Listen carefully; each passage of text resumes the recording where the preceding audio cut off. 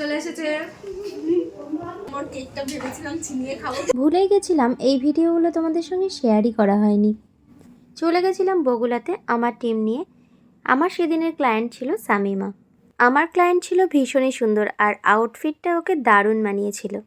মেহেন্দি অনুষ্ঠানটা হয়েছিল এখানে আর এটা ছিল ডেকোরেশনটা। আমার আর্টিস্টরা আগেই চলে এসেছে। চলে এসেছে। আমি এসেছিলাম একটু পরে। পৌঁছে নিজের কাজ শুরু করে দিয়েছি যাতে টাইমে বসতে পারি। সারা রাস্তা আমি ধুলো খেতে খেতে এলাম।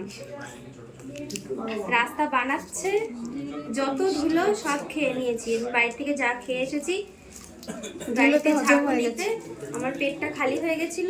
তারপর সারা রাস্তায় যত ধুলো খেয়েছি আমার পেটটা আবার ভরে গেছে। একটা বাচ্চাকে রাস্তায় দেখলাম, ওর কেকটা ভেবেছিলাম ছিনিয়ে খাবো, কিন্তু আমাদেরকে নিয়েই গেল না বার্থডেতে, ব্যাস করে দিল, মুখের উপরে না করে দিল।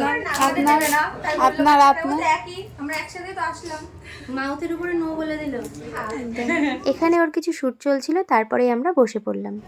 হাই, শামিমা বগুড়া থেকে বলছি। আর দিদিকে আমি ফেসবুক থেকে পেয়েছিলাম।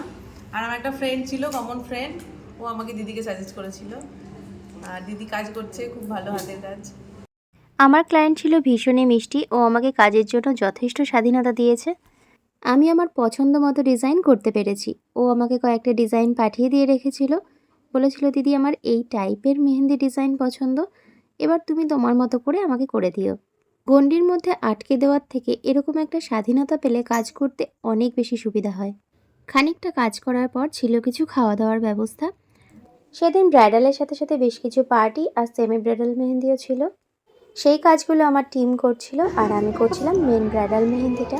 সবাই খেয়ে নিয়ে এখন আমাকে লাস্টে একা ফেলে দিয়ে এখন ভিডিও বানাচ্ছে, এত খারাপ।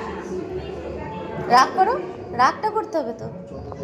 অত রাগ করে লাভ নেই, খেয়ে এত গল্পের পরে তোমাদের দেখিয়ে দিই ডিজাইনটা কেমন হয়েছে অবশ্যই আমাকে কমেন্টের মাধ্যমে জানাবে। তো এই ছিল আমার পুরো টিমে কাজ করতে ভীষণ মজা হয়। মেহেন্দিটা দারুণ হয়েছে, একদম যেরকম চেয়েছিলাম আমি দিদির কাছ থেকে করে দিয়েছে।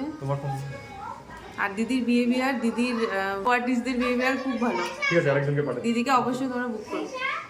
সামিমাও ছিল ভীষণ ভালো, এরকম ক্লায়েন্ট পেলে কাজ করতেও খুব ভালো লাগে। তারপর চলে এসেছিলাম স্টেশনে এসেই 1 কাপ চা আর মুড়ি মাখা। আড্ডাটা দারুণ জমে গেছিল। তারপর দারুণ একটা আড্ডা দিতে দিতে বাড়ি। রাধে রাধে।